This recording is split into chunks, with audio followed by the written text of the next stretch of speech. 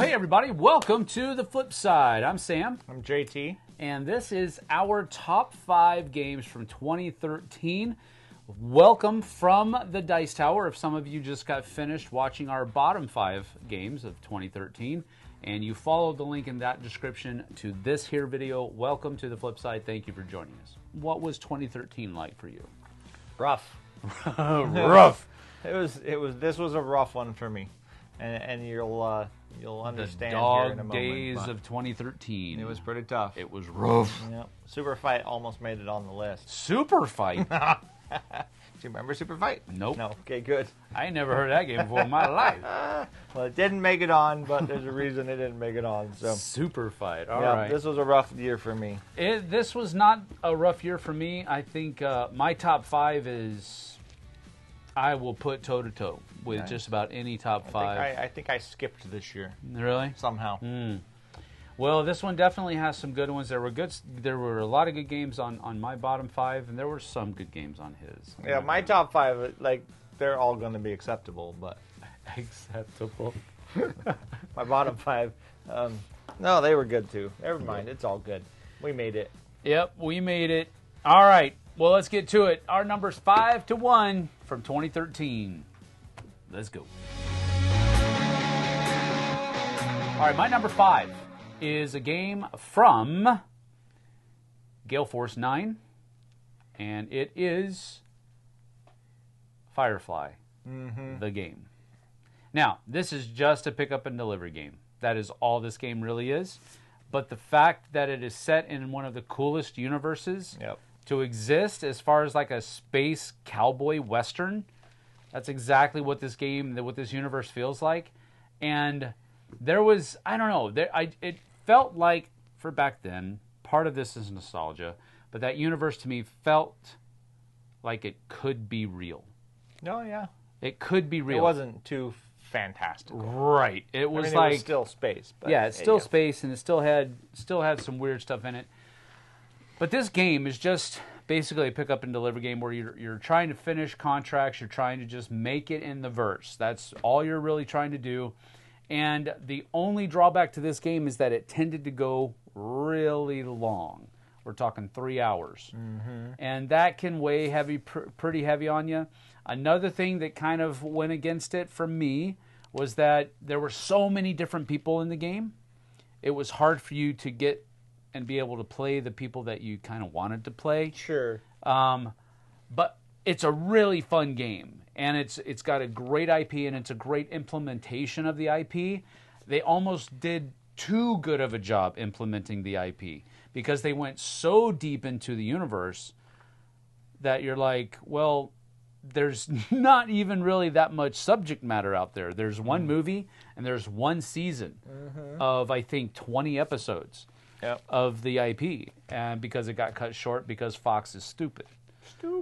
So anyway, I really enjoyed the game. A smart move, I think. It's very fun. No, I don't think it was a smart move at all. I think they cut that short for...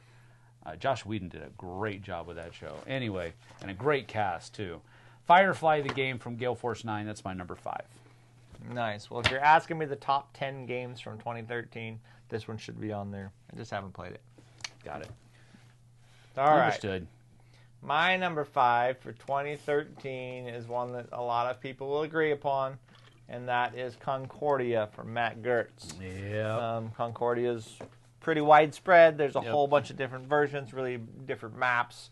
It has that action selection, mechanic out of your hand and your cards, and you're just trying to build a lot of buildings everywhere and manage your resources throughout to get the most victory points. There's a lot of games that use that mechanic now, especially that mechanic of playing a card to pick up all your old cards. That shows up a lot now, like Last Light, which we was actually just talking about. But Concordia is a great game. It'll always be a great game. It'll be a game that's around, I think, forever. I do want to play Concordia Venus. I'd like to try that one out, but I haven't played it. Because Concordia is a pretty ugly game. It's not the prettiest game you've ever seen. Well, it's a Euro game. It's that Euro game of that era. So, but it is fun, and it's very interesting every single time. I remember enjoying that, but if I remember correctly, that's a heavy game. I don't even know that I would call it. It might have been heavy back then. I don't think you'd call it heavy now. Maybe. I don't think if you played it still now, have it? I don't. Okay. I don't. I did play it back when I was not into those kinds of Euro games really stuff, at all, yeah. the Euro stuff at all. So maybe I do need to play it again if given the opportunity. I do remember enjoying it for what it was, but thinking, I don't know that I'll ever want to play it again. But it is a good game. Mm-hmm. I can't say The that. interesting thing about it is because it's very, you really don't have that many actions, but it becomes more tactical than you think it would. And you can make a couple of mistakes that make it kind of hard to catch back up to. So, understood. All right, my number 4 was a game that I just talked about a couple weeks ago on my It Belongs in a Museum series because I have it on my shelf, and it's called The Rise of Augustus, or just Rise of Augustus by Hurricane Games. And it is basically what I used to refer to as gamer bingo. Oh, nice. Yeah, you pretty much, it's kind of like what a lot of people would like flipping rights or something like that, but you're not writing anything.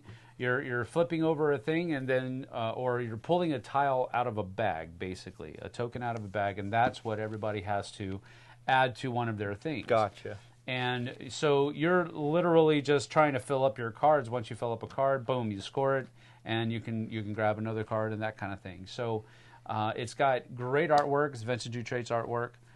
It's got decent components. You have these little Centurion meeples that you're using to fill in all of these different cards. Artwork is great. All of the little things that the cards can allow you to do, those are all fun things to do as well. And it doesn't really take that long. It's an hour or less. It's a great little fun game. So that's my number 4, The Rise of Augustus from Hurricane. I did see this in the list when I was looking through, and I was like, I think he has that one. Do you have it? Yep, I do. Yep, Absolutely. Fair. All right. My number 4 is a little card game. It's a little card game that will drive you nuts, and it makes my wife's heart palpitate, I think, when she plays it. But it's called Hanamakoji by Emperor S4. Hanamakoji is this little game where you're trying to influence the central row of geishas, or this is the geisha one, of geishas. And you're playing down these numbered cards to try to do that. But everything you do, you have to play down a specific ice split you choose, mechanic, where they get to take some of the cards, you get to take some of the cards, and then you get to play them out. And this just melts your whole, everything you do and say, it just melts you down trying to play it. But it's so much fun. It is so interesting. Every single play is so strategic. No, it is. It super is. You have to super think about what you're going to do. What they want, what you want, what you can give up. What order you're going to do those 3 actions in is super important. Yep. It's incredible. But yeah, you're absolutely correct there. It's a great game. Yep. Hanamakoji was one of the games that I really enjoyed for a very long time. Still own it. I think I actually have a couple of different copies of Hanamakoji. And then I also have their Scholars one as well. I can't remember what they called the Scholar one. Yeah, I can't remember. That's what I was trying to mix that one up. You also have Geisha Road, right? I do. Yeah. I do. I also have... Emperor S4 makes a lot of good games, by the way. And that was one of them. Yep. So my number 4, Hanamakoji. Very cool. All right, my number 3 is a game that I picked up at a flea market because it had Vincent Dutrait's artwork on it. Fair. That's what you do. I was just like, hey, that looks really cool. I need it in my collection. And so I picked it up. I actually got it. I played it solo on the channel just a few weeks ago, thinking that it was a different game that I also own called Discoveries, the Journals of Lewis and Clark. Right. You were talking about this one that is on this list is called Lewis and Clark, The Expedition. It is the heavier of the 2 games. Discoveries, the Journals of Lewis and Clark, is a dice game. This one is much more of a Euro-style game, but it is still very fun, and I really enjoy it.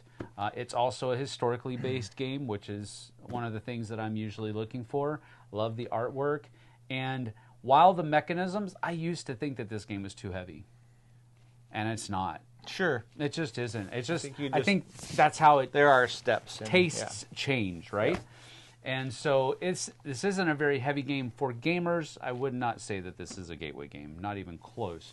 But it is a very fun game. So that's it. Lewis and Clark, The Expedition.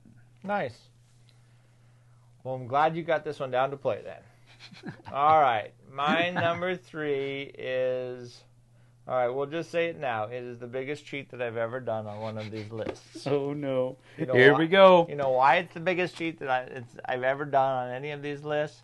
Because I've never played it. Oh, and it's number 3? It's number 3. And the truth is, I put it at number 3 because if I ever played it, it's going to end up in one of those 3 spots. It could be number 1. Oh, you're sure? I'm guaranteed. 100%? 100%. Okay. All right. 100%. No holds barred. If I play this game, it would be here or higher. What if it didn't? It's called Caverna. Ah. I love Uwe Rosenberg. Okay. I love All right. all of his games. I Yeah. love Agricola.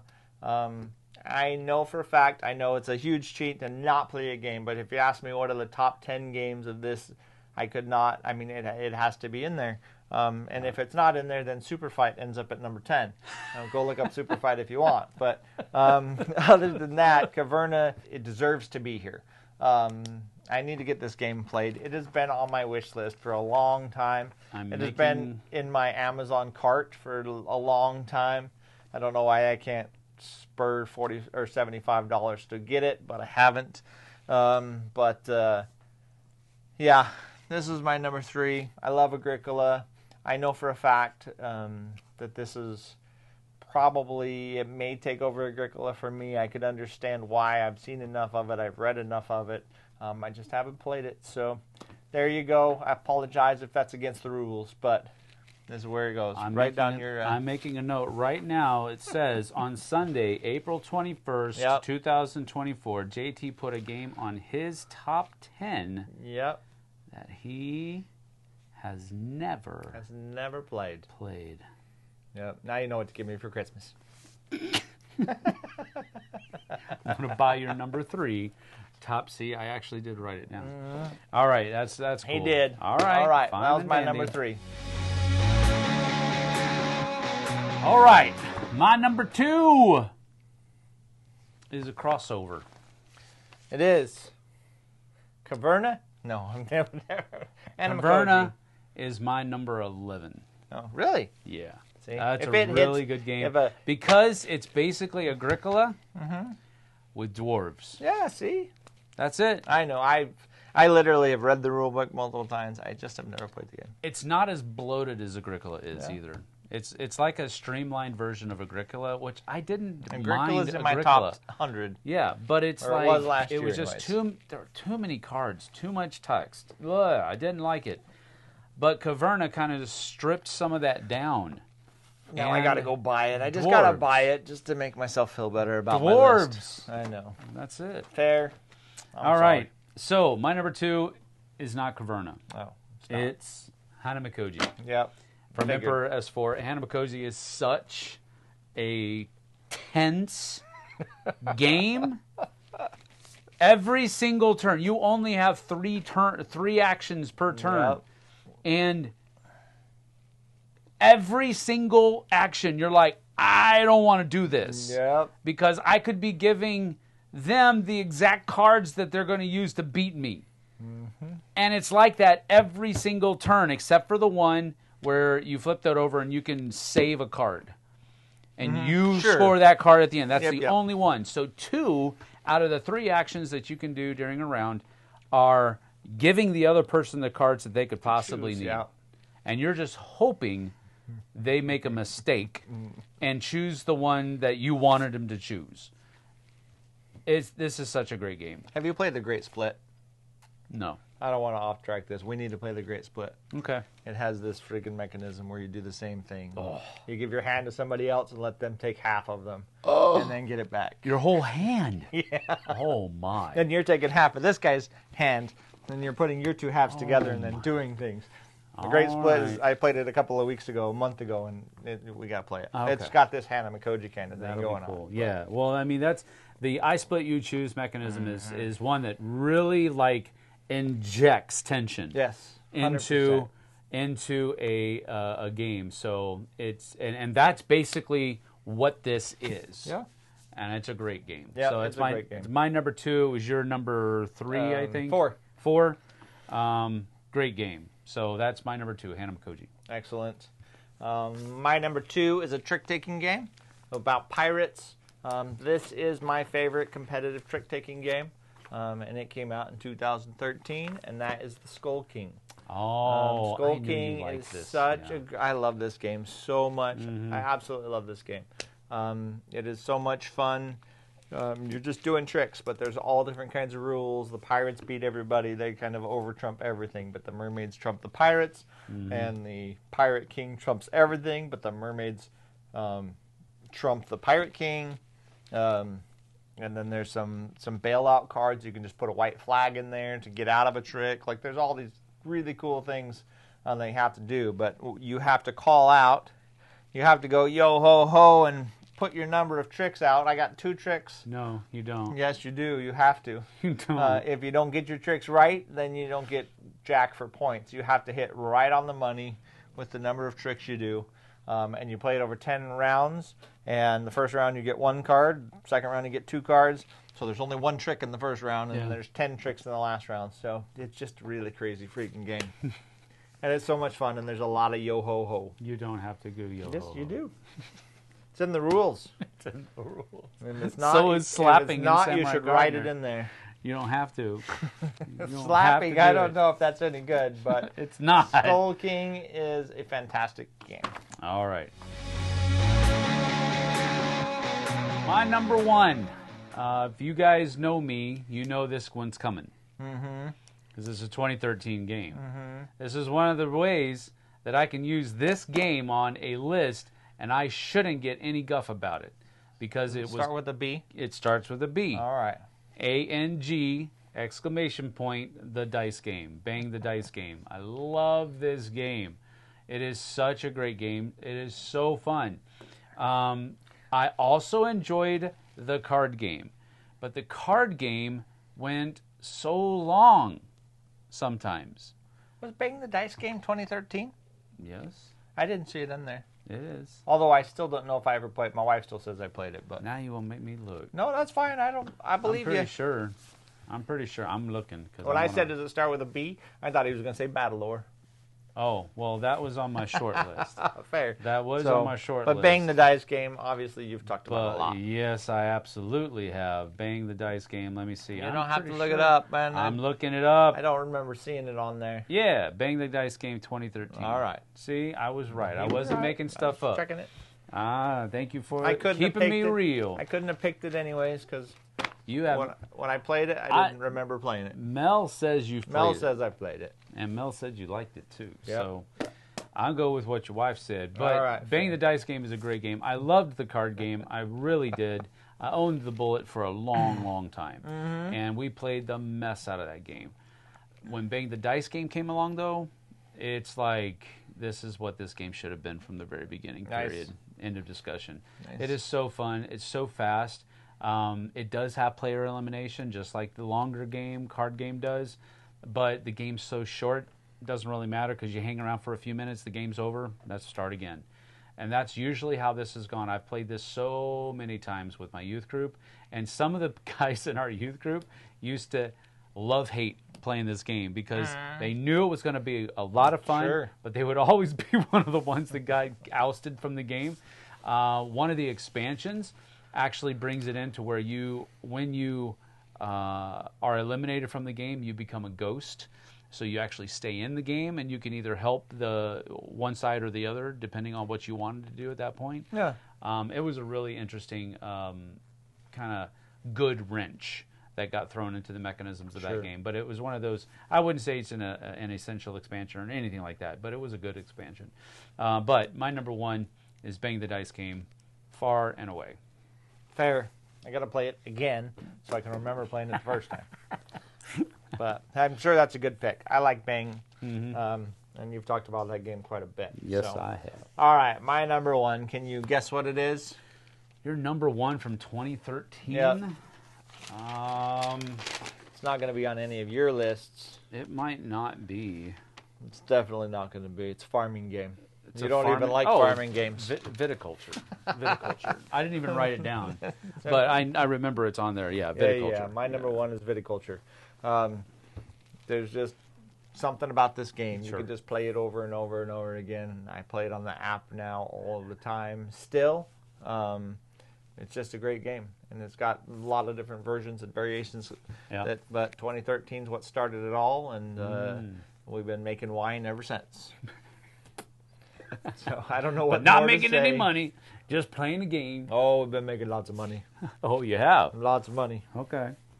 But that's a good game. Viticulture is my number one. The theme is just dry for me. Get it? It can't be that dry. Get it? You can have dry wine. Come on. You can have dry wine. That was a good wine joke. Anyway, no, I just people love this game, and I get it. I totally get it. It's a great game. The theme just never did it for me. Sure. That's it. Sure. But good pick. Good pick. All right. That is our top 5 games from 2013. Lots of good games on the list. So your job now begins. You can peruse both of our lists. Go check out the ones that you think would fit well into your collection, if indeed you wish to do so.